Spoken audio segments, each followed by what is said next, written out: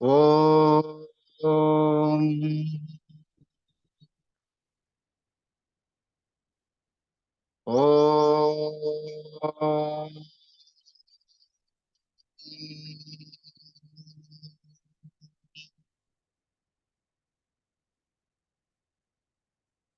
గురుర్బ్రహ్మా గురుర్విష్ణుః గురుర్దేవో మహేశ్వరః గురుః సాక్షాత్ పరం బ్రహ్మ తస్మై శ్రీ గురవే నమః. అజ్ఞానతిమిరాంధస్య జ్ఞానాంజనశలాకయ చక్షురున్మిలితం యేన తస్మై శ్రీ గురవే నమః. అఖండ మండలాకారం వ్యాప్తం యేన చరాచరం తత్పథం దర్శితం యేన తస్మై శ్రీ గురవే నమః. స్థాపకాయ చ ధర్మస్య సర్వధర్మస్వరూపిణే అవతార వరిష్ఠాయ రామకృష్ణాయ తే నమః. ఓం నమః శ్రీయతిరాజాయ వివేకానంద సూరయే సచ్చిత్ సుఖ స్వరూపాయ స్వామినే తాపహారిణే స్వామినే తాపహారిణే. శ్రీరామకృష్ణుల్ని ఉద్దేశించిన ఒక 4 చరణాల చిన్న శ్లోకం ఉంది. అది మీరందరూ కూడా చెప్పండి. నేను ముందు చెప్తాను, మీరు కూడా చెప్పండి. సర్వసాధన సంయుక్తం సర్వధర్మ సమన్వయం సకలానుభవ సంపన్నం రామకృష్ణం నమామ్యహం. రామకృష్ణం నమామ్యహం. యోగ సాధనకు సిద్ధంగా ఉన్న సాధకులకు ఆశీర్వాదాలు. బోధనకు చక్కటి విశేషాలతో వివరంగా బోధన చేస్తూ ఉన్న అధ్యాపకులందరికీ కూడా నా ప్రణామాలు. మనం భక్తి యోగాన్ని చూస్తున్నాం. అందులో కొంత భాగాన్ని మనం ముందుగా పరిశీలించడం జరిగింది. భక్తి యోగం అంటేనే మనకి తెలిసింది ప్రేమ యొక్క స్వరూపమే భక్తి. ఇప్పుడు యోగం అని చెప్పేసి అంటే ఏమనుకున్నాం? ఒకటి కావడం అంటే మనం భక్తితో ఒకటి కావడం. అలాగే మార్గాలు వేరైనా గమ్యం ఒకటే. అది జ్ఞానయోగం కానివ్వండి, భక్తి యోగం కానివ్వండి, రాజయోగం కానివ్వండి, కర్మయోగం కానివ్వండి, వీటన్నిటి సకల స్వరూపమే ఇప్పుడు వరకు కూడా మాస్టర్ చెప్పిన క్రియాయోగం. క్రియ అంటే చెయ్యడం, పని. అంటే ఇది ప్రాక్టికల్ అప్లికేషన్ అన్నమాట. యోగా అనేది ఒక భావనాత్మకమైన, అది జీవాత్మ పరమాత్మతో ఏకం కావడము, లేదంటే మనసు శరీరంతో ఒకటి కావడము అన్నప్పుడు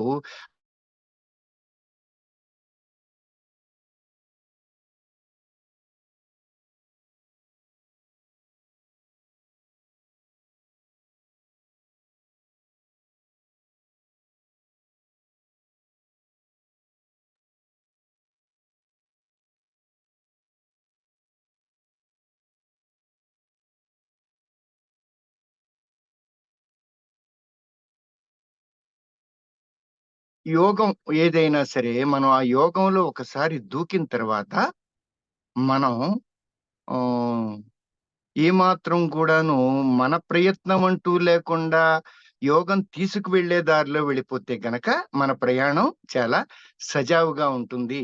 మన శక్తి ఏమాత్రం కూడాను వ్యర్థం కాకుండా మనం ఈ యోగ మార్గంలో ఉన్నతిని సాధించే అవకాశం ఉంటుంది. ఈ అవకాశాన్ని మనం అందరం కూడా చక్కగా ఉపయోగించుకోవాలి. ఎందుకంటే చాలా తక్కువ మందికి ఈ విషయం మీద అవగాహన అనేది ఏర్పడుతుంది. అసలు ఆసక్తి అనేది ఏర్పడటమే ప్రధానం. ముందు ఆసక్తి ఏర్పడిన తర్వాత చూసారా, ఇప్పుడు మీకు ఆసక్తి ఏర్పడింది కాబట్టి అధ్యాపకులు కూడా వచ్చారు. చక్కగా ఒక ప్రెమిసెస్ తయారైంది. అక్కడ మీరందరూ కూర్చోవడమో, లేదంటే జూమ్ మీటింగ్ ద్వారా విషయాలన్నీ తెలుసుకోవడమో జరుగుతూ ఉంది. ఎస్‌వ్యాస అనేది ఒక విశేషమైన విశ్వవిద్యాలయం. యోగ కోసం ప్రత్యేకంగా నిర్మించబడింది. చాలా గొప్ప ఉద్దేశంతో చేయబడింది. అలాగే ఇది ప్రపంచం మొత్తాన్ని యోగను వ్యాపింపజేయడంలో యోగా డే అనేది మనం నిర్వహించుకునేందుకు అనుగుణమైన పునాదిని, ప్రాథమికమైన బేస్‌ని ఇది ఈ యూనివర్సిటీ ద్వారానే ఏర్పరచబడింది. కాబట్టి మనం ఈ యూనివర్సిటీలో ఈ కోర్స్ చేస్తున్నాం అని చెప్పేసంటే మనందరం కూడాను చాలా సక్రమమైన విధానంలో ఈ విద్యా బోధన జరుగుతుందనమాట. దానికి సంబంధించి మనం ఆహ్, థియరీ పార్ట్ చూస్తూ ఉన్నాం కాబట్టి, థియరీ పార్ట్‌లో భక్తి యోగంలో కొంతవరకు కూడా పరిశీలించాం. ఇప్పుడు భక్తి యోగంలో ముందుకు వెళ్దాం.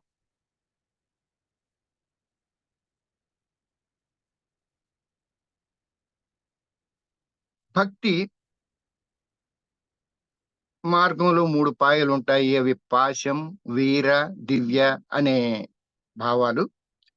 అవి తామస, రాజస, సాత్విక పరిస్థితులకి నిన్ను తీసుకెళ్తాయి అనే దాంతో మనం హ్మ్, మొన్నటి తరగతిలో మనం తెలుసుకున్నాం. ఇప్పుడు భక్తి ఎన్ని రకాలు? మనందరికీ తెలుసు. నవవిధ భక్తి అని జెప్పేసంటారు. అంటే భక్తి 9 రకాలు. అంటే భక్తి 9 రకాలు కాదు. భక్తిని వ్యక్తపరిచే విధానాలు 9 విధానాలన్నమాట. ఈ 9 విధానాలకి కూడాను ఆ వ్యక్తపరిచిన వ్యక్తులు కూడా ఉంటారు. అంటే వారు దాన్ని ప్రామాణికంగా తీసుకొని వారు వ్యక్తపరిచారన్నమాట. కాబట్టి వారి ఉదాహరణ, అసలు ఆ 9 విధానాలు ఏమిటి అనే దాన్ని ప్రాథమికంగా మనం పరిశీలిద్దాం. నవవిధ భక్తిలో మొదటిది ఏంటంటే శ్రవణం. శ్రవణం అంటే మనందరికీ తెలుసు కదా! శృతి, శబ్దము, వినుట. అంటే వినడం అన్నమాట. విని మోక్షాన్ని పొందాడు. విని వినడం కూడా ఒక విధమైన భక్తే. అంటే వినడానికి కూడా ఆసక్తి కావాలి కదా! ఆసక్తో, అవసరము. ఈ రెండిట్లో ఏదో ఉంటేనే గాని మనం ఏది కూడా ఎదుటి వాళ్ళు చెప్పేది వినడం. అలా వినవలసిన అవసరం ఎవరికొచ్చింది? పరీక్షిత్తుకొచ్చింది. కాబట్టి పరీక్షిత్తుని శ్రవణానికి ఉదాహరణగా మనం చెప్తూ ఉంటాం అన్నమాట. ఈయన విన్నదేంటి? శ్రీమద్ భాగవతం. అది దైవ సంబంధ విషయం. అలాగే మనం శ్రవణంలో ఏం చేయాలి? పరీక్షిత్తు చేసినట్లుగానే మనం దైవీ సంబంధమైన విషయాలను వినడం, మనం ఏ పని చేస్తూ ఉన్నా దైవం గురించి వింటూ చేస్తే గనక అది దైవ ఆరాధనే అయిపోతుందనమాట. అలా వినడం, ఆయన గురించి ఆలోచించడం, ఆ దైవం మనకు ప్రత్యక్షమై మనల్ని అనుగ్రహిస్తుంది. ఇప్పుడు ప్రత్యక్షం అనే పదానికి ఒక విశేషమైన అర్థం చూసుకున్నాం గదా మనం. ప్రతి అక్షము, అక్షం అంటే ఇంద్రియము. మనకి పంచేంద్రియాలు, జ్ఞానేంద్రియాలున్నాయి. పంచ కర్మేంద్రియాలున్నాయి కదా! ఈ అన్ని ఇంద్రియాలకి కూడాను ఒకేసారి గనక మనకి అనుభవం లభిస్తే అది ప్రత్యక్షము అని జెప్పేసంటాం. భగవత్ ప్రత్ భగవత్ అనుగ్రహం అనేది ప్రత్యక్ష రూపంలో జరిగింది అని జెప్పేసంటే మన జన్మ ధన్యమై మోక్షం పొందే సమయం వచ్చినప్పుడు మాత్రమే మనకి దైవం ప్రత్యక్షం అవుతుంది. శ్రవణం అనే దానికి పరీక్షిత్తు.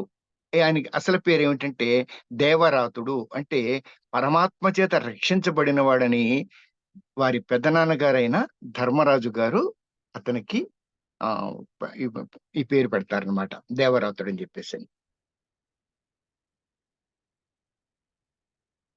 రెండవది కీర్తనం. కీర్తనానికి మనందరికీ తెలిసింది. ఒకాయన ఎప్పుడు గూడా పాటలు పాడుకుంటూ ప్రపంచమంతా తిరుగుతూ ఉంటాడు. అది కూడా ఎవరిది? ఆహ్ పాడే పాట కూడాను ఈ శ్రీ మహావిష్ణువు గురించే అన్నమాట. ఆది అనాదియు నీవే దేవా నింగియు నేలయు నీవే కావా అని అంతటా కూడాను శ్రీ మహావిష్ణువుని దర్శించిన నారదుడు ఏ లోకం తిరిగినా సరే నిరంతరం కూడాను నామస్మరణ గానం చేస్తూనే తిరుగుతూ ఉండేవాడనమాట. కాబట్టి భగవంతుని పట్ల మన ప్రేమ ఈ గానం చేసినందువల్ల పెరుగుతుంది. పెరిగి దివ్య ప్రేమ కింద మారి అది అంతా కూడా విలసిల్లుతుందనమాట. కాబట్టి ఇది రెండవది కీర్తనం. కీర్తనంకి నారద మహర్షి ఉదాహరణ అనమాట. మూడవది స్మరణం. భగవన్నామాన్ని తలుచుకోవడం. ఇదే భగవద్ అనుగ్రహానికి మార్గం. ఇది మనం ఎవరు చేశారు అంటే మనకు తెలుసు. నిరంతరం కూడాను ప్రహ్లాదుణ్ణి వాళ్ళ తండ్రి ఎక్కడ ఉన్నాడు శ్రీ మహావిష్ణువు చూపించగలవా? నువ్వు ఎక్కడున్నాడు చెప్పేసంటే, నాయన ఆయన లేని చోటంటూ ఏదుంది? నిరంతరం కూడా నీలో, నాలో, నా మాటలో, నా అణువణువులో, నా శరీరంలోని అణువణువులు కూడాను చక్కగా పరివేష్టితుడై ఉన్నవాడయే ఆ మహావిష్ణువు అంటూ నిరంతరం కూడాను ఆయన స్మరణలోనే ఉన్న ధన్యజీవి ప్రహ్లాదుడు. రాక్షస కులంలో పుట్టినా సరే శ్రీ మహావిష్ణువు యొక్క అనుగ్రహాన్ని పొందినవాడు. కాబట్టి నిరంతర స్మరణకి ప్రహ్లాదుడు ఉదాహరణ. ఇప్పుడు నాలుగవది పాదసేవనం. భగవంతుని పాదాలకు సమర్పణ కావడం. అది చెప్తాం మనం. నీ పాద కమల సేవయు నీ పాదార్చకుల తోడినెయ్యము నితాంత పారభూత దయయును తాపసమందార నాకు దయసేయగదే అని భాగవతంలో ఒక ప్రార్థన చేయబడింది కదా. గురువు యొక్క పాదాలకు తల ఆనించి మొక్కడం, భగవంతుని పాదాలు శరణు వేడినట్లు ఊహించుకోవడం కూడా మనకి ఈ పాదసేవనం కింద వస్తుంది. పాదసేవనానికి మనకు తెలిసిన గొప్ప ఉదాహరణ ఏంటంటే, నిరంతరం కూడాను పాల్కడలిలో ఉన్న ఆదిశేషుడి పైన శయనించి ఉన్న శ్రీ మహావిష్ణువు యొక్క పాదాలను ఒత్తుతూ ఉన్న లక్ష్మీదేవి మనకు గుర్తురాదు? లక్ష్మీదేవి పాదసేవనానికి ఉదాహరణ. ఐదవది అర్చనం. వివిధ రూపాల్లో ఉన్న భగవంతుని విగ్రహానికి కానీ మాన్ లేదంటే అంటే ఉంటే విగ్రహం భౌతికంగా, లేకపోతే మానస పూజ అని చెప్పేసి అంటాం కదా. మానసంగా పూజ చేయడం, ఉత్తమమైన వాటిని సమర్పించడం అర్చన అవుతుంది. అర్పించిన వస్తువుల నాణ్యత అనే దానికంటే అవి అర్చించిన వాడి మానసికమైన ప్రేమ లెక్కించబడుతుంది. మనం అంటాం కదా, పత్రం పుష్పం ఫలం తోయం భక్త్య వ్యోమే భక్త్యా ప్రయచ్చతే అని. పత్రం కాని, ఆకు కానివ్వండి, పువ్వు కానివ్వండి, పండు కానివ్వండి, ఆఖరికి జలం కానివ్వండి, అది అది ప్రధానం కాదు. వస్తువు ప్రధానం కాదు. వస్తువును సమర్పించే వ్యక్తి యొక్క మానసిక స్థితి ప్రధానం అని మనకి చక్కటి ఉదాహరణ చెప్పబడింది కదా. ఈ ఇలాగా ఈ అర్చన భక్తికి ఉదాహరణ ఎవరంటే పృథు చక్రవర్తి. ఆయన నిరంతరం కూడాను పరమాత్మని అర్చించడమే ఆయన చేసినంత పూజ ప్రపంచంలో ఎవ్వరూ చేయలేదట. అందుకని చెప్పేసని పృథు చక్రవర్తిని అర్చనానికి ఉదాహరణ కింద చెప్తూ ఉంటారు. ఆరోది ఏమిటంటే వందనం. భగవంతునికి నమస్కరించడం. అంటే ఆ నమస్కరించడం అనేది ఏమంటాం? అష్టాంగ 8 అంగాలు కూడా నేల మీద తగిలేటట్లుగా ప్రణిపాతం అని చెప్పేసి అంటాం. ఆ ప్రణిపాతం పొడటం కానీ లేదంటే శారీరకంగా వీలైతే శారీరకంగా, లేదంటే మానసికంగానైనా సరే నమస్కారం చేసుకోవడం వందనం చేయడం అవుతుంది. వందనం చేయడానికి చేసినందువల్ల మనం భగవద్ అనుగ్రహానికి పాత్రులవుతాం. దీనికి ఉదాహరణ ఎవరు చెప్తారంటే అక్రూరుడు అని చెప్పేసి అంటాం. అక్రూరుడు అంటే కంసుడి చేత శ్రీకృష్ణ పరమాత్మని అంటే బాలకృష్ణుణ్ణి రేపల్లె నుండి తీసుకురమ్మని చెప్పేసి పంపిస్తాడు కదా. ఆ తీసుకురావడానికి వెళ్ళిన వ్యక్తి. కానీ ఆయనకు కూడా శ్రీకృష్ణుడు చూసి ఈ చిన్నపిల్లాడని చెప్పేసి అనుకుంటే ఆయన చేసే వందనం అంతా కూడాను పరమాత్మ శ్రీ మహావిష్ణువు అని చెప్పేసి అనుకుంటాడు. కానీ ఎదురుగా శ్రీకృష్ణుడే ఆ మహావిష్ణు అవతారం అని తెలియదు. తెలిసిన తర్వాత ఆశ్చర్యపోతాడనమాట. అలాగా నిరంతర వందనానికి అక్రూరుణ్ణి ఉదాహరణగా చెప్తారు. తర్వాతది దాస్యం. ఇంక మనందరికీ తెలిసినవాడు. బ ఈ దాస్యం అంటే భగవంతుడికి సేవ చేయడం. ఒక నౌకరు ఏ విధంగా యజమాని కోసం తన సర్వాన్ని సమర్పించి ఉంటాడో, భక్తుడు భగవంతుడికి తన యజమానిగా భావించి, ఆ సేవలో నిరంతరం కూడా నిమగ్నమై ఉంటాడు. ఒక దాసుడుగా అణకువతో నిరంతరం యజమాని సేవ చేసేందుకు సిద్ధంగా ఉన్నట్లే, పరమాత్మ సేవ కోసం సిద్ధంగా ఉంటాడనమాట. మనందరికీ తెలిసిన గొప్ప భక్తుడెవరయ్యా అని జెప్పేసంటే, శ్రీరామచంద్రుడికి హనుమ గొప్ప దాస్య భక్తుడు. యత్ర యత్ర రఘునాథ కీర్తనం తత్ర తత్ర కృతమస్తకాంజలిం బాష్పవారి పరిపూర్ణలోచనం మారుతిం నమత రాక్షసాంతకం మారుతిం నమత రాక్షసాంతకం. ఎక్కడ రఘునాథుడి పేరు వినిపించిందో తత్ర తత్ర వెంటనే యువతలు మస్తకానికంటే తల చేతుల్ని నమస్కరించి తలకి భృకుటి దగ్గర మధ్యన ఇలా పెట్టుకొని నమస్కారం చేసి, ఆ బాష్పవారి మా రామ నామం వినగానే కళ్ళ నిండా నీళ్లు ప్రేమ భక్తితో ఆ పొంగేవట. అటువంటిది దాస్యభక్తి అన్నమాట. దీనికి హనుమన్ ఉదాహరణ. తర్వాతది సఖ్యం. సఖ్యం అంటే స్నేహం. స్నేహం అంటే ఫ్రెండ్‌షిప్. ఈ ఫ్రెండ్‌షిప్‌తో భగవంతుణ్ణి పొందిన వాడెవడయ్యా అని చెప్పేసంటే మనందరికీ తెలుసు. భగవద్గీతా బోధాన్ని పొందిన అర్జునుడు. భగవంతుణ్ణి ఏమని భావించాడు? ఒక స్నేహితుడి కింద భావించాడు. ఒక బంధువు కింద భావించాడు. భావించడం అంటే నిజంగా ఏమండి భగవంతుడేంటండి? మనకి స్నేహితుడేంటండి? మనమేంటండి భగవంతుడి స్నేహితుడేంటండి? అనే ఈ భావంతోనే చాలా మంది కొట్టుకుంటారు. అంగీకరించరసలు.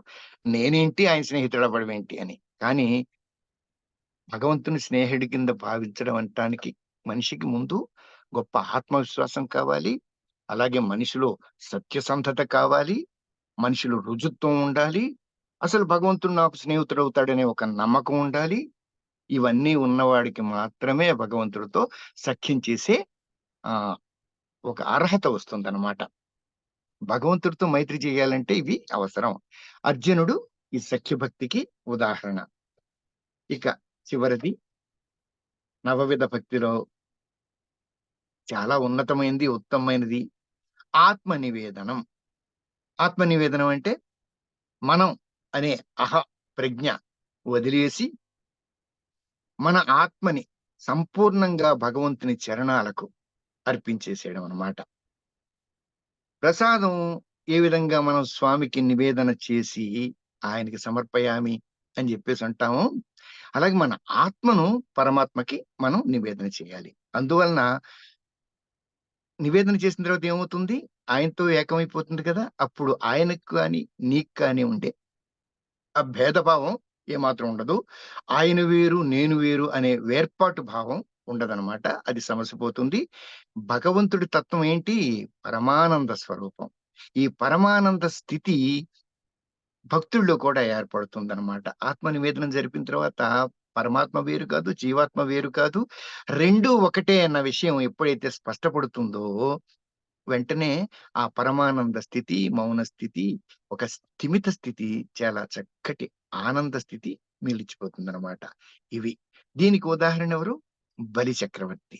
బలిచక్రవర్తి అంతా ఏ ఏది అని ఆలోచించకుండా ఆత్మసమర్పణ చేస్తామంటే, అరె! తన రాజ్యం పోతుంది. వచ్చినవాడు పరమాత్మ, మహావిష్ణువు వామన రూపంలో వచ్చాడు అని ముందు దానం చేసిన వామనుడు త్రివిక్రముడై తన తలపైన కాలు పెట్టినా సరే, అతను ధన్యుడను అనుకుంటూ, అరె! పరమాత్మకే దానం చేసే అర్హతను సంపాదించుకున్నాను అని సంతోషించాడు కాబట్టి, ఆయన రసాతలానికి, తలాతలానికి ఒక తలానికే అధిపతి కింద నియమించబడి, ఇంకా విశేషం ఏమిటంటే, బలిచక్రవర్తి యొక్క నగర ప్రాకారము లేదంటే భవన ప్రాకారం యొక్క గుమ్మం దగ్గర కాపలా కింద పరమాత్మ నుంచున్నాడంట. శ్రీ మహావిష్ణువే కాపలా కింద ఉంటాను అని చెప్పేసని అనుగ్రహించాడంట బలిచక్రవర్తిని. ఆత్మ నివేదనానికి బలిచక్రవర్తి ఉదాహరణ. ఇంతవరకు మనం 9 మార్గాలలో భక్తిని ఏ విధంగా ప్రదర్శించవచ్చో నవవిధ భక్తి అనే విషయంలో తెలుసుకున్నాం. ఇందులో మీకు ఏ సందేహం లేదని జెప్పేసి నేను అనుకుంటాను నేను. వినేది స్పష్టంగా వినండి. సాధ్యమైనంత వివరంగా చెప్పాలనే ప్రయత్నం నేను చేస్తున్నాను. అలాగే మీరు కూడాను ఆసక్తిగా వినండి. విషయం అర్థం చేసుకోండి. అర్థం చేసుకున్న విషయాన్ని ఆచరణ పర్యంతం తీసుకొచ్చే ప్రయత్నం చేయండి. అప్పుడే మనం యోగ అభ్యాసము అనే దానికి ఒక ఉదాత్తతను చేకూర్చడం జరుగుతుందన్నమాట. సాక్షాత్కారం గురించి ఇందాక అనుకున్నాం. సాక్షాత్కారము ఇంద్రియాలకు గోచరించడం. ఇందులో 2 రకాలుంటాయన్నమాట. అవేమిటవి? ఒకటి నిర్గుణ సాక్షాత్కారం, రెండోది సగుణ సాక్షాత్కారం. సగుణ సాక్షాత్కారం అంటే గుణాలతో సహా కనిపించడం. అంటే రూపసహితంగా కనిపించడం. నిర్గుణ సాక్షాత్కారం అంటే రూపరహితంగా కనిపించడం. రూపరహితంగా కనిపించాలంటే చాలా విశేషమైన ప్రజ్ఞ భక్తుడికుండాలన్నమాట. రూపరహితంగా భగవంతుడిని దర్శించాలంటే. దానికి భగవద్గీతలో ఒక ఉదాహరణ చెప్తారు మనకి.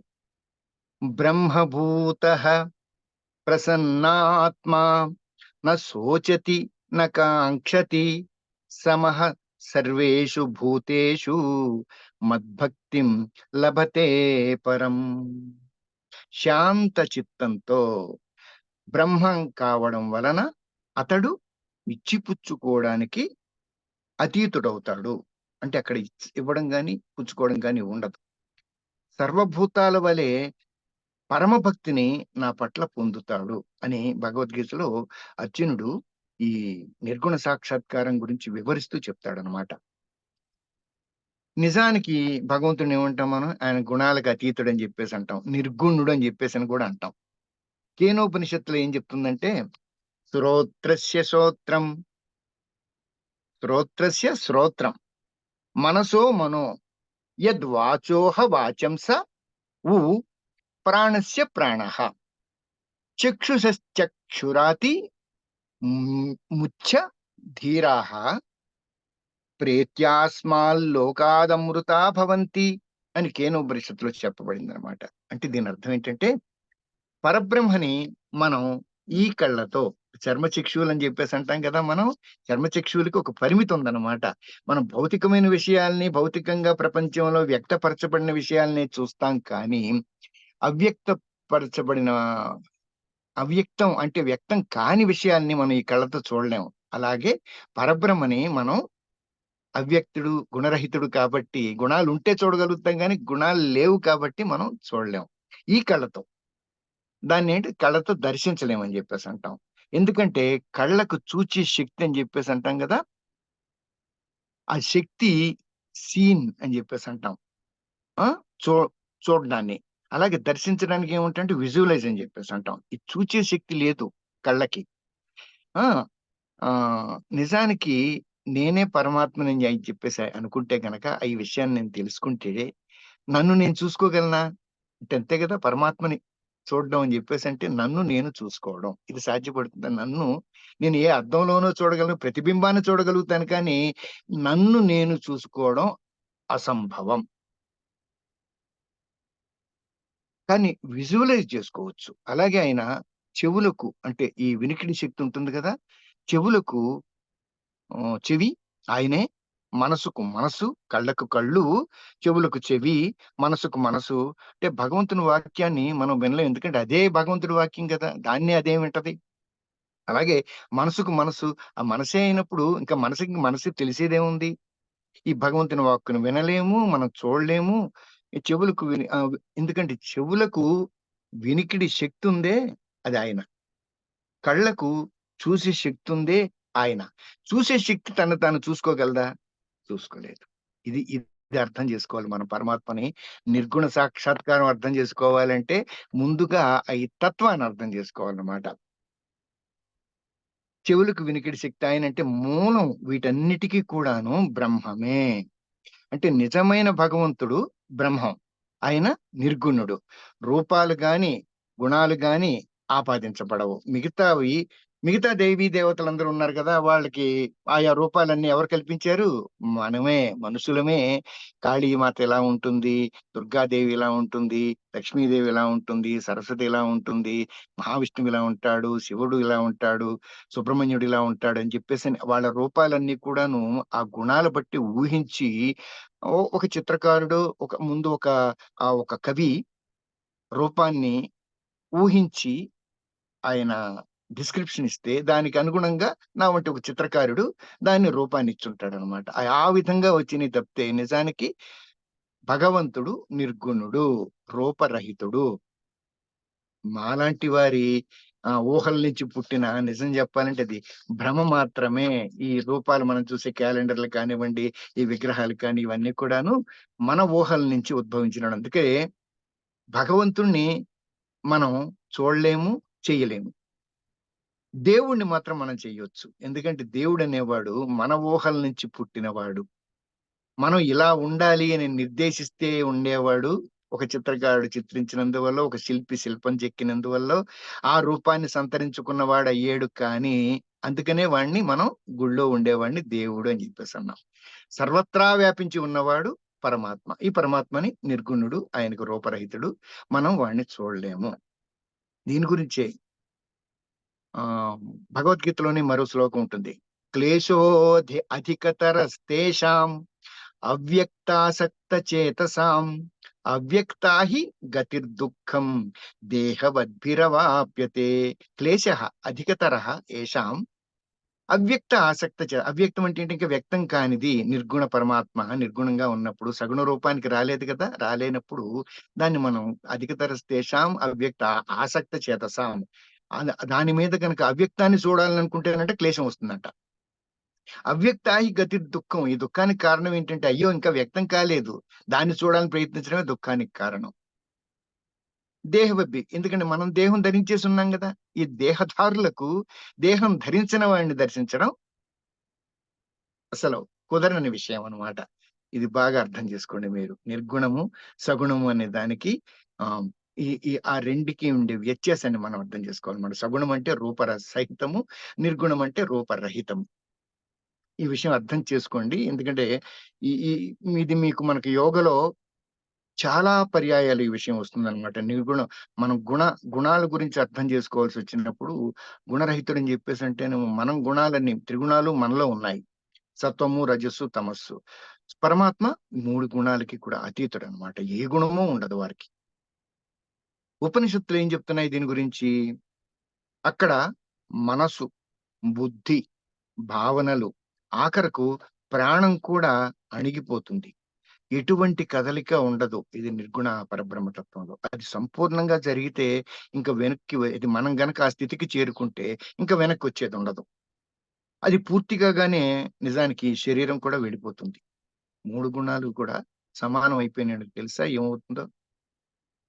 సత్వము, రజస్సు, తమస్సు ఏదో గుణం మనకి పెచ్చుగా ఉంటేనే మన జీవితం కొనసాగుతుంది. 3 గుణాలు ఏకమైపోయిన స్థితిని ఏమంటాం తెలుసా?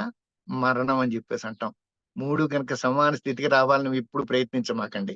ఎప్పుడైనా ప్రయత్నించారంటే దాని అర్థం ఏంటంటే, ఒక్కసారి ఇంక గుణాలకి అతీతుడైపోతావు నువ్వు. నువ్వు కూడా ఆ పరమాత్మలో లీనమైపోతావన్నమాట. కాబట్టి ఏదో ఒక గుణం ఒక ప్రబలంగా ఉంటుందన్నమాట మనలో. న స పునరావర్తతే, న స పునరావర్తతేతి. ప్రాణ అణిగిపోయింది, శబ్దరహితమైపోయింది. మనసు, బుద్ధి, చిత్తం, అహంకారం అనే అంతరేంద్రియాలు నిశ్శబ్దమైపోయాయి. ఈ నీరవ నిశ్శబ్దమే బ్రహ్మానందానికి స్థానం. అక్కడ జ్ఞానం, నాలెడ్జ్, సృజన, క్రియేటివిటీ, స్వతంత్రం, లిబర్టీ ఈ 3 కూడా విలసిల్లుంటాయి.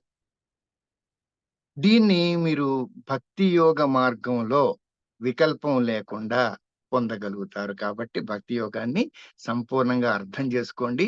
భక్తి యోగాన్ని ఆచరణ పర్యంతం తెచ్చుకొని దాని ద్వారా లాభాన్ని పొందండి. ఇప్పుడు నిర్గుణ భక్తి అయిపోయిన తర్వాత పరాభక్తి అని చెప్పేసింది ఇంకోటి. పరాభక్తి అదేంటి? సర్వధర్మాన్ పరిత్యజ్య మామేకం శరణం వ్రజ అహం త్వా సర్వపాపేభ్యో మోక్షయిష్యామి మా శుచః అని భగవద్గీతలో కృష్ణ పరమాత్మ చెప్తాడు. సర్వధర్మాన్ పరిత్యజ్య, నువ్వేవైతే ధర్మాలను ఆచరిస్తూ ఉన్నావో అవన్నీ కూడా వదిలేయి. కేవలం నన్నే శరణు పొందు. నీకు ప్రాప్తించిన అన్ని పాపాల నుండి, దాని యొక్క ఫలితాల నుండి కూడా నిన్ను విముక్తుడిని చేస్తాను. ఎందుకు ఏడుస్తావు? ఏడవమాక అంటూ అర్జునుడిని శ్రీకృష్ణ పరమాత్మ ప్రబోధం చేస్తాడు. అభయం కూడా ఇచ్చాడన్నమాట ఇక్కడ. యోగ మార్గంలో ఈ అభయం పుచ్చుకున్న తర్వాత యోగ మార్గంలో వెళ్తున్నాం గదా మనందరం కూడాను. యోగ మార్గంలో వెళ్తున్నప్పుడట సహజంగానే, ఎందుకంటే యోగం అంటే పరమాత్మ తత్వంతో, అంటే విశ్వతత్వంతో, ఈ కాస్మిక్ ఎనర్జీతో ఒకటి కావడం. ఈ ఒకటవుతున్నప్పుడు ఏమవుతుంది? మనకు తెలియకుండానే ప్రకృతి మనలో ప్రవర్తించడం మొదలవుతుందనమాట. ఎప్పుడైతే నువ్వు ప్రకృతితో ఒకటయ్యావో, ప్రకృతిలో ఉండే శక్తులన్నీ కూడాను మనలో గూడా ప్రవేశిస్తాయి. ప్రవేశించి చిన్న చిన్న మిరకిల్స్ అని జెప్పేసి అంటాం కదా! మాయలు, మంత్రాలు, తంత్రాలు ఇలాంటివి మన ద్వారా కూడా జరుగుతూ ఉంటాయన్నమాట. కానీ ఇక్కడే మనం యోగ సాధకుడికి పరీక్ష అన్నమాట. ఇది మనల్ని నిజంగా సాధకుడా? కాదా? అన్న విషయం కనిపెట్టేందుకు ప్రకృతి ఆడుతున్న ఒక నాటకం, పరమాత్మ ఆడుతున్న ఒక చిన్న నాటకం అన్నమాట. అవి వాటి భ్రమలో మనం పడకూడదు. వాటికి లొంగిపోకూడదు. వాటికి లొంగిపోయి ఆహా! నాకు శక్తి లభించిందని జెప్పేసని దాన్ని ప్రదర్శించే ప్రయత్నం ఎన్నడూ కూడా చేయకూడదు. సాధనలో మనం పొందే ఫలితాలు రాను రాను కొంతకాలానికి సహజ గుణంగా మారతాయి. అది అలా మారనివ్వాలన్నమాట. ఈ విషయాలు అప్పుడేమవుతుంది? ఆ సహజ గుణం అయిపోయిన తర్వాత ఇంకా ఆ విషయం పైన మనకి ఆసక్తి ఉండదు. అది విడిగా ఉంటేనే మనకు ఆసక్తి. అదే మన గుణం అయిపోతే మనకింకా ఆసక్తి ఉండదన్నమాట. అప్పుడు వాటి నుంచి మనకేమొస్తుంది? వైరాగ్యం అంటాం కదా! విరాగత్వం. రాగం అంటే ప్రేమ. అదే అవంటే అవి పొందాలనుకోవడం, అవి వాటిని ఎంజాయ్ చేయడం ఉంటుంది రాగం. ఈ రాగం కాకుండా విరాగం వస్తుందన్నమాట. అంటే రాగం లేకపోవడం, దాని మీద ప్రేమ లేకపోవడం అనేది లేకపోవడం అంటే అతీతుడం కావడం అన్నమాట. అది ఉంటుంది కానీ, దాని వలన మనకి ఏ ఎఫెక్టు ఉండదు. ప్రభావం ఉండదు దానిది మన మీద. ఈ భక్తుల్ని ఇది ఉన్నత స్థానానికి తీసుకెళ్తుందనమాట. ఈ జీవితంలో ఉండే ఒక పారాడాక్స్, అంటే ఒక విరుద్ధ స్వభావం ఉంటుంది. ఏంటంటే, నువ్వు ఎంత తక్కువగా వాంఛిస్తే నువ్వు అంత ఎక్కువగా పొందుతావు. కానీ మనమేమంటాం? మనం ఎక్కువగా కావాలని జెప్పేసి అనుకుంటూ ఉంటాం. ఏదన్నా వస్తుంది అని జెప్పేసంటే ఏమంటాం? అతి ఎక్కువ కావాలని జెప్పేసి అంటాం. కోరితే ఏదన్నా కావాలి కోరుకోరా అని జెప్పేసి అనగానే ఏమంటాం మనం? ఆ! ఇవ్వండి ఓ 10,00,00,000 ఓ 1,00,00,000 అని జెప్పేసి అంటాం తప్పితే, ఏదో కొద్దిపాటి దాంతో మనం ఎప్పుడు కూడా తృప్తి పడం. కానీ ప్రకృతి యొక్క నియమం ఏంటంటే, పరమాత్మ యొక్క నియమం ఏంటంటే, బాగా అర్థం జేసుకోండి మీరు. అతిని ఎప్పుడు వాంఛించమాకండి. ఎక్కువగా ఏది వాంఛించవద్దు. ఎంత తక్కువ వాంఛిస్తే మీరు ప్రతిఫలంగా అంత ఎక్కువ పొందగలుగుతారు. ఇది రహస్యం. ఈ రహస్యాన్ని అర్థం జేసుకోండి. ఈ రహస్యాన్ని మీ జీవితాల్లో ఆచరణ పర్యంతం పెట్టుకోండి. నీలో ఉండే కామనలన్నీ కూడాను అప్పుడు నిజమవుతాయట. ఎప్పుడు తక్కువ గనక కోరితే. హ్మ్. స్వామి వివేకానంద కూడా చెప్తారు. కోరికలంటేనంట సంకుచితత్వం అంట.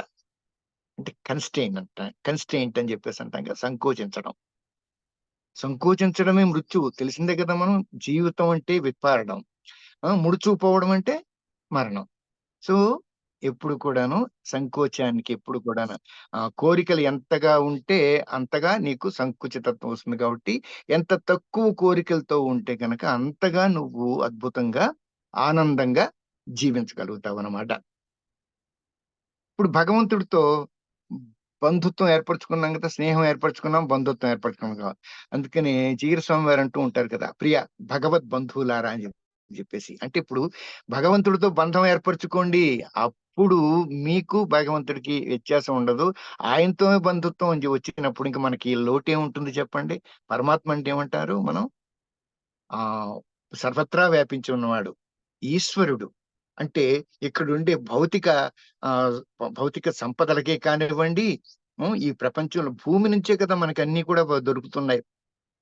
అంటే భూమి సకలాల నిక్షేపం. ఈ సకలాల నిక్షేపానికి కూడా అధినాథుడు ఎవరయ్యా అంటే పరమాత్మ. పరమాత్మతోనే బంధుత్వం ఏర్పరచుకున్నప్పుడు మనకి లేమి, లోటు అంటే ఇంకేముంటుంది జీవితంలో?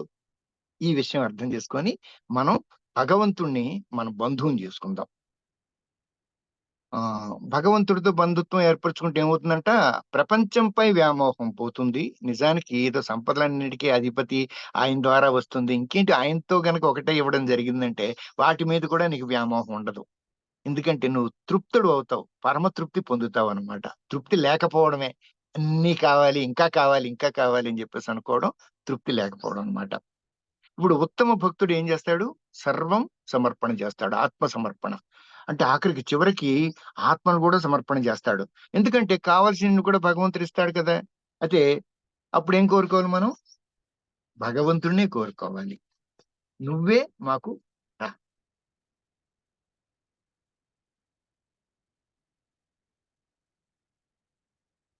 సగుణ భక్తి అంటే ఏమనుకున్నాం మనం? సగుణ భక్తి. సగుణ భక్తి అని చెప్పేసంటే గుణ సహితుడు, రూప సహితుడు. ఆ భక్తి నుండి మనం నిర్గుణ భక్తికి భక్తుడు ఎదుగుతున్న కొద్దీ ఇప్పుడు మన యోగంలో చేసేదేంటంటే, ఈ విషయం మీద పరిజ్ఞానం పెంచుకుంటూ ఉంటాం. పెంచుకుంటూ మనల్ని మనం ఒకటి చేసుకుంటూ ఉన్న కొద్దీ, ఆ ఎదుగుతున్న కొద్దీ కూడా భక్తుడికి సర్వత్రా భగవంతుడే గోచరిస్తాడు. అన్ని వ్యవహారాలకు నిర్వికల్ప స్థితి ఆక్రమించుకుంటుంది. దీన్నే మనం ఇంకో పేరుంది దానికి. పరాభక్తి అని చెప్పేసి అంటామనమాట.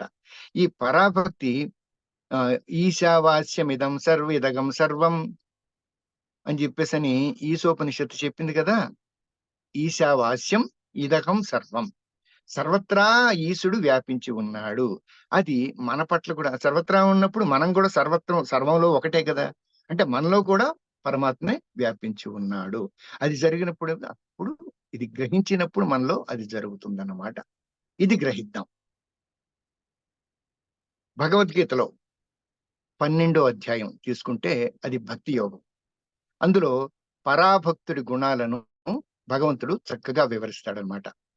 ముఖ్యంగా ప్రదర్శించబడే గుణం ఆ భక్తుల్లో ఏంటంటే, సర్వజీవుల పట్ల విపరీతమైన ప్రేమ వెల్లడవుతూ ఉంటుంది.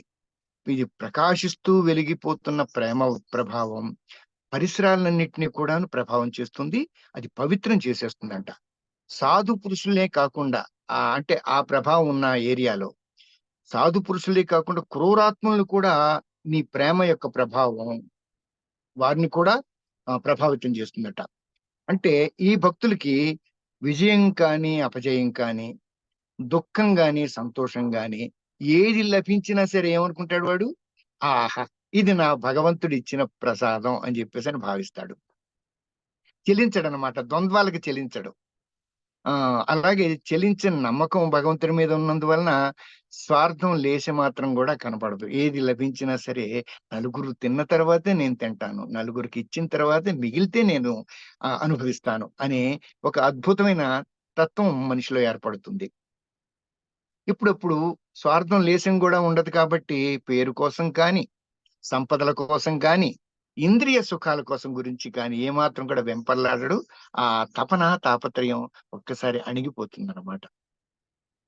పరాభక్తి చూస్తున్నాం గదా! పరాభక్తి అంటే అన్నిటికంటే శ్రేష్టమైన భక్తి.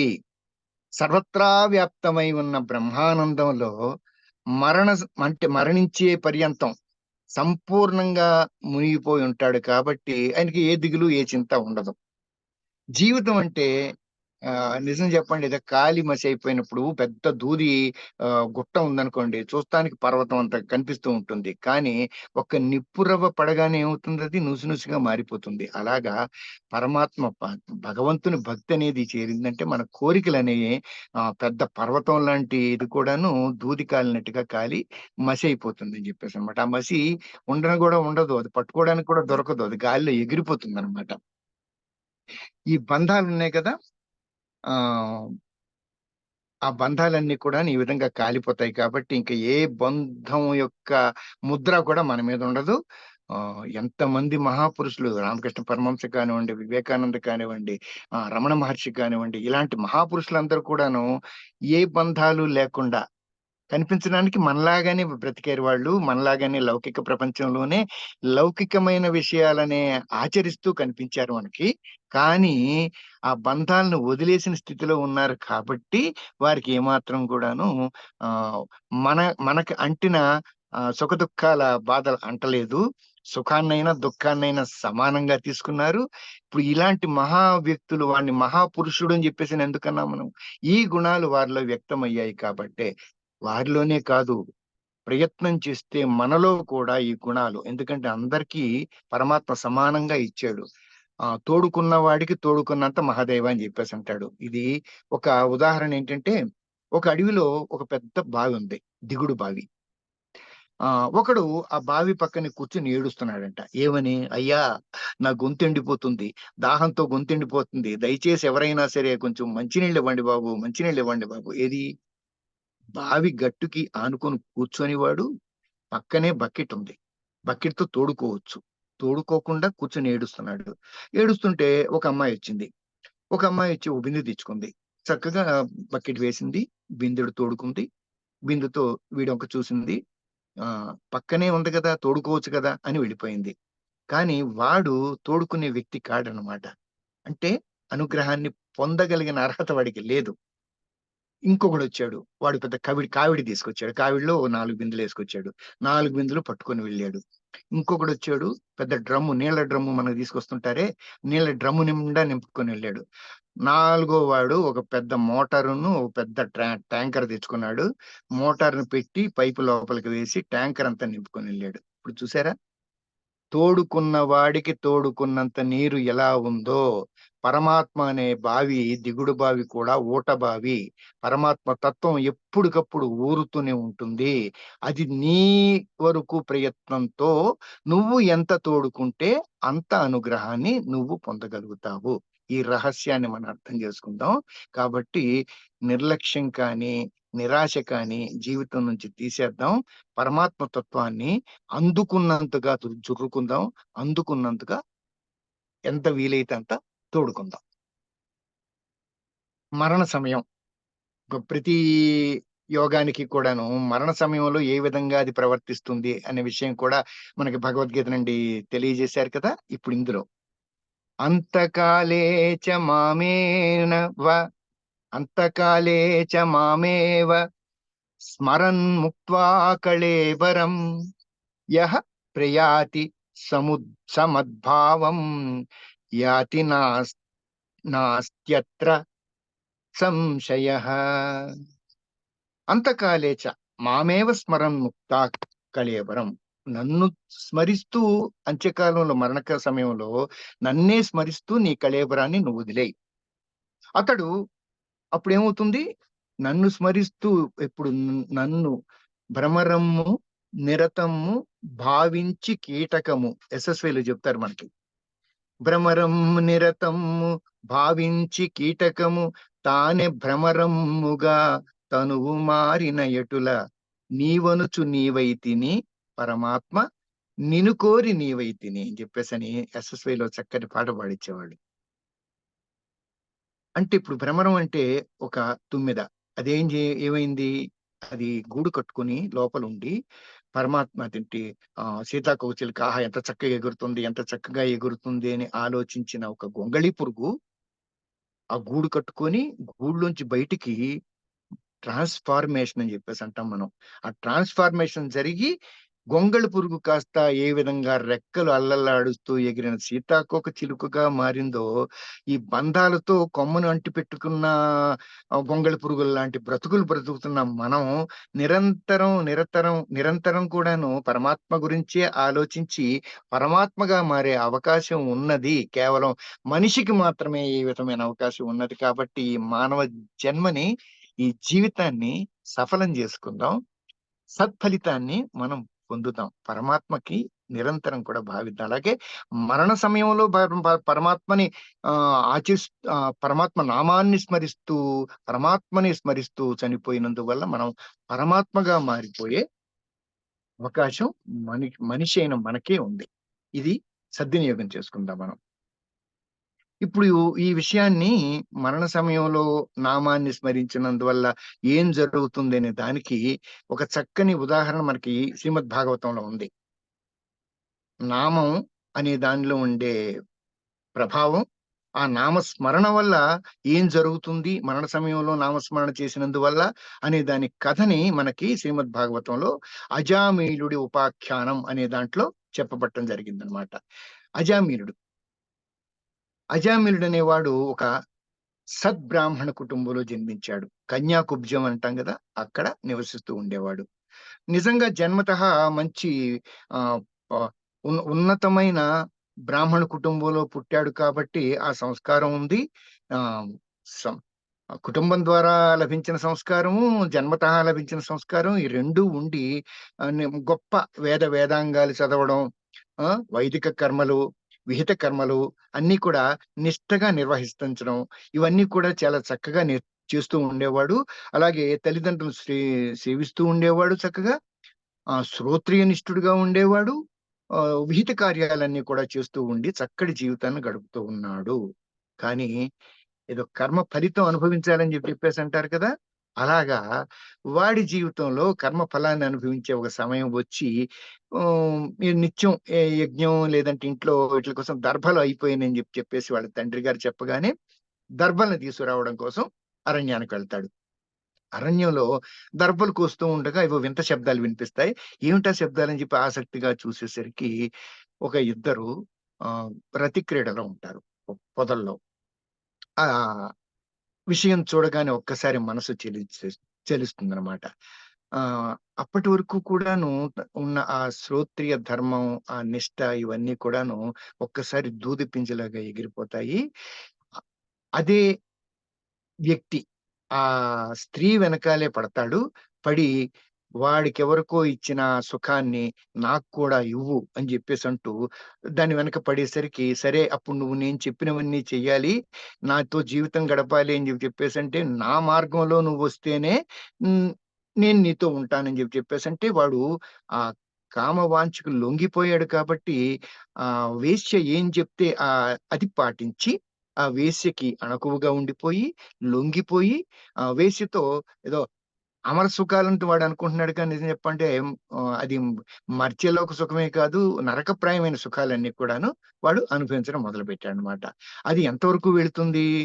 ఆహ్, దానితో పాటు తాగడం, ఆహ్, అది వీటన్నిటికి కూడా కావాల్సిన డబ్బు లేకపోతే గనక దొంగతనాలు చేయడం. దొంగతనాలు కాస్త ముదిరి దారి దోపిడీలు చేయడం.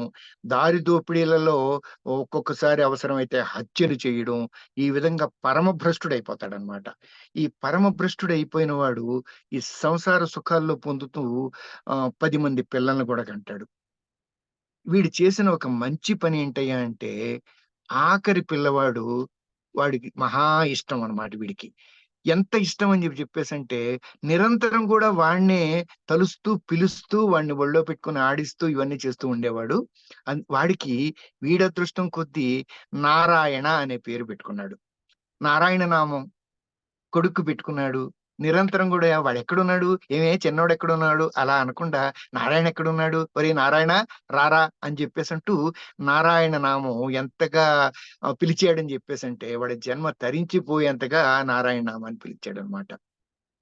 వయసు, వయసు గతే కహ కామ వికారం, శుష్కే నీరే కహ కాసారం, క్షీణే విత్తే కహ పరివారం, జ్ఞాతే తత్వే కహ సంసారం అని చెప్పేసని భజగోవింద శ్లోకంలో మనకి ఆది శంకరాచార్యులు చెప్తారు.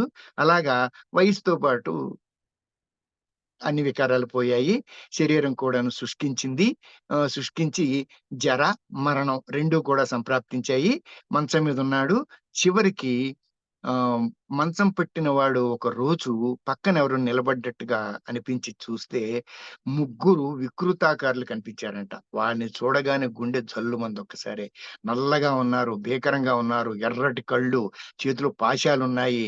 వాడు మంచం పక్కనే నిలబడి చూస్తూ ఉన్నారు. ఎప్పుడు ప్రాణోత్క్రమణ అవుతుందా, వెంటనే పట్టుకుందాం అని చెప్పేసి నుంచున్నప్పుడు వాళ్ళని చూడగానే గుండెలు అవిసిపోయాయి. కానీ అలవాటైపోయింది కదా! భయమొచ్చినా, ప్రేమొచ్చినా సరే పిలవడం, నారాయణ, నారాయణ, నారాయణ అంటూ 3 సార్లు పిల్లాడిని పిలిచి ప్రాణం వదిలేసాడు. వదిలేయగానే ఈ యమపట్లు పక్కనే ఉన్నారు కదా! పాశాన్ని వేసి ఆ ప్రాణాన్ని పట్టుకున్నారు. కానీ చిత్రం ఏంటంటే, ఆ యమపట్లు పక్కనే ముగ్గురు దివ్య పురుషులు గూడా ప్రత్యక్షమయ్యారు. ప్రత్యక్షమయ్యి, "ఆ ప్రాణిని తీసుకెళ్ళే అధికారం మీకు లేదు. అది మా పరం చేసి మీరు వెళ్ళిపోండి" అని జెప్పేసంటారు. అప్పుడు వీళ్ళు అదేంటిది వీడెంత దుర్మార్గుడు. మీకు తెలుసు కదా! వీడిని నరకానికి తీసుకువెళ్ళడమే ఇది యమధర్మరాజు ఆజ్ఞ. మేము ఆజ్ఞ పాటించడం కోసం వచ్చామని చెప్పేసంటే, వీళ్ళంటారు యమధర్మరాజు, ఇంకో ధర్మరాజు ఇవన్నీ కూడా ఇక్కడ పనిచేయవు. లోకాలకు ఏకైక నాయకుడైన శ్రీ మహావిష్ణువు చెప్పిన విధానంగా మేము ఇది పవిత్రాత్మ. ఈ పవిత్రాత్మ ఏమిటండి బాబు? వీడు చెయ్యని దుర్మార్గం అంటూ ఏమన్నా ఉందా? వాడు చెయ్యని ఆ దుష్కృత్యం ఏమంటూ ఉందా? హత్యలు చేశాడు, మానభంగాలు చేశాడు, దొంగతనాలు చేశాడు. ఆహ్, హ్మ్. చెయ్యకూడని కార్య చెయ్యకూడని కార్యాలన్నీ కూడా చేశాడు. వీడు పుణ్యాత్ముడేమిటండి? వీడికి విష్ణులోకం ఏమిటండి? అని జెప్పేసి అడిగితే, "మీకు తెలియదేమో విషయం ధర్మరాజుని అడగండి. ఆయనే చెప్తాడు మీకు. వీడు మరణ సమయంలో ఏం జేశాడు? ఏం చేశాడు? నారాయణ నామం చేశాడు." అంటే అదేంటండి వాడి పేరు వాడి వాడి కొడుక్కు పెట్టుకున్న పేరది. దాంతో పేరు పెట్టి పిలిచాడని జెప్పేసంటే వీళ్ళంటారు, "బాబు కొడుక్కు పెట్టిన పేరైనా కానివ్వండి, ద్వేషంతో కానివ్వండి, ప్రేమతో కానివ్వండి, భయంతో కానివ్వండి, ఆఖరికి గేలి చేయడమే నారాయణ, నారాయణ అని గేలి చేసేందుకు కానీ, నారాయణ నామ స్మరణ భవతాపహరణం. ఈ భవబంధాల ద్వారా, ఈ పాపాల ద్వారా చేసిన పాపమంతా కూడాను కేవలం నారాయణ అది వీడు మరణ సమయంలో, ప్రాణోత్క్రమణ సమయంలో చెప్పాడు. కాబట్టి వీడి ప్రాణానికి ఉండే ఆ పాప పంకిలమంతా పోయింది. వీడు విష్ణులోకానికే అర్హుడు. ఈ విషయం ధర్మరాజుకు కూడా తెలుసు. మీరు ధర్మరాజుకి చెప్పండంటే, ఎంబట్లు ఏం చేయలేక వెళ్ళిపోతారు. కానీ యమ వీడు ఇంకా ఆహ్, సంపూర్ణంగా కర్మను అనుభవించలేదనమాట. అందుకని జెప్పేసని ఇంకా అనుభవం ఉండిపోయింది కాబట్టి విష్ణు పార్షదులేమంటారంటే, "ఇంకా కొంచెం నీకు కర్మశేషం ఉంది. అది కూడా అనుభవించి రా" అని జెప్పేసని విష్ణులోకం నుంచి వచ్చిన విష్ణు పార్షదులు ఆహ్, వీడితో చెప్పి మళ్ళీ ప్రాణాన్ని తిరిగి శరీరంలో పెట్టేసి వెళ్ళిపోతారు. లేచిన తర్వాత వాడికి విష్ణు పార్షదులు చూసిన జ్ఞానం ఉంది గదా! యమభటులు చూసిన జ్ఞానం ఉంది గదా! ఈ రెండిటితో సత్యం ఏమిటో అర్థమయింది వాడికి. ఇంతకాలం తను చేసిన ఆ దుర్మార్గపు జీవితం అంతా కూడా కళ్ళకు కట్టినట్టుగా కనిపించింది. వెంటనే శక్తి గూడా వచ్చింది. ఆ శక్తి వచ్చేసరికి లేచాడు. లేచి ఒక పంచె సంకలో పెట్టుకున్నాడు. పెట్టుకొని హరిద్వారం వైపు వెళ్ళిపోయాడు. మాయాపూర్ అంటాం గదా! హరిద్వార్. హరిద్వార్ వెళ్ళిపోయి గంగా తీరంలో కూర్చొని శేష జీవితం అంతా కూడాను ఆ ఆయుష్ అంతా ఆహ్, తపస్సు చేస్తూ ఉత్ ఊర్ధ్వ లోకాలను పొందడానికి అర్హతను సంపాదించుకొని మరణించి విష్ణు పార్షదులొచ్చి విష్ణు లోకానికి తీసుకెళ్ళిపోయారనమాట. అంటే ఈ కథ ద్వారా మనకేం అర్థమవుతుంది? భాగవతంలోని అజామేళ ఉపాఖ్యానము. ఎంతటి పాపాలు చేసిన వాడైనా సరే, ఆ పాపపు రాశి కొండంతైనా సరే, విష్ణు నామం యొక్క ప్రభావంతో అది ఒక అగ్ని వంటిది.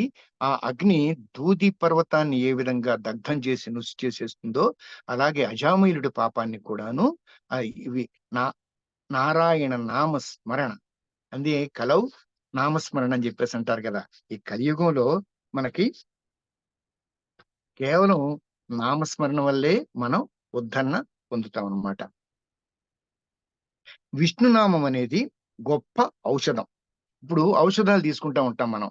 ఈ తీసుకుండే ఔషధం మనకు తెలుసు. ఏదో దగ్గు కోసం ఏసుకుంటే దగ్గు తగ్గుతుంది అని జెప్పేసని. కానీ దగ్గు మందు వేసుకుంటే తగ్గుతుందని తెలియని వాళ్ళు కూడా దగ్గుతున్నప్పుడు ఆ మందు గనక మనం ఇస్తే వాళ్ళు వేసుకుంటే ఏ విధంగా తగ్గుతుందో అంటే మందు యొక్క ప్రభావం, దాని ప్రభావం తెలిసినా తెలియకపోయినా సరే తీసుకున్న వాళ్ళపై పనిచేస్తుంది. ఈ విధంగా విష్ణువు యొక్క నామం అనే దానికుండే ప్రభావం నీకు తెలిసినా, తెలియకపోయినా అది నువ్వు ఒకసారి గనక సేవించడం జరిగింది అంటే గనక అది పని చేస్తుంది అనే దివ్య ధర్మాన్ని విష్ణు భటులు ఏ విధంగా ఎంభట్లకు తెలియజేశారో మనం గూడా తెలుసుకుందాం. భవబంధాల నుండి విముక్తిని కోరుకున్న వారెవరైనా భగవంతుడి నామస్మరణ చేస్తూ బంధ విముక్తికై కైవల్యాన్ని పొందగలరు అని చెప్పేసి